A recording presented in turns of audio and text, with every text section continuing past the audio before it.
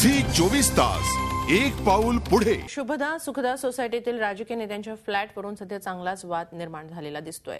मात्र या सोसायटीत कितीही मोठे राजकीय नेते असतील तरी कायद्याप्रमाणे कारवाई होईल असं आश्वासन मुंबईचे महापौर सुनील प्रभू यांनी दिले। आमचे प्रतिनिधी हेमंत बिर्जे यांनी महापौरांशी केलेली ही बातचीत। वरळीतल्या शुभदा आणि सुखदा इमारतीला मुंबई महापालिकेने नोटीस बजावली आहे।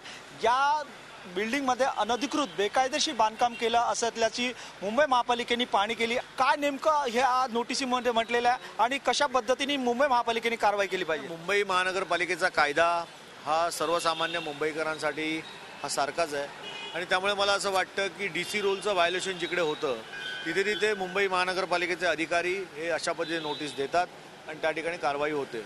आज शुभदा आणि सुखदा या दोन सोसायट्यामध्ये जर महानगरपालिकेला अशा पद्धतीचं काम आढळलं असेल आणि डीसी रूलचं व्हायोलेशन असेल तर त्यांनी ती नोटीस दिलेली आहे। या इमारतीमध्ये कोण वरिष्ठ नेते राहतात त्यापेक्षा डीसी रूलचं व्हायोलेशन करणं आणि त्यानंतर लागू होणारा कायदा हा महानगरपालिकेसाठी सर्वसाधारण माणसासाठी सारखाच आहे आणि त्यामुळे डीसी रूलचं व्हायोलेशन झालं म्हणून महानगरपालिका निश्चित कारवाई करेल। बेकायदा बांधकाम तुटलं पाहिजे, कारवाई झाली पाहिजे।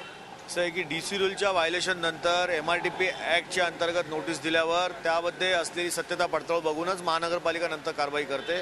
सत्यता पडताळण्याचं काम सुरू आहे आणि कायदा सगळ्यांसाठी सारखा आहे। कायदा सर्वांसाठी समान आहे आणि कारवाई निश्चित झाली पाहिजे असे महापौरांनी म्हटलंय। झी 24 ताससाठी व्हिडिओ जर्नलिस्ट संदेश बैकरसह Hemant Birje, Zee media, Mumbai. Zee 24 तास एक पाऊल पुढे।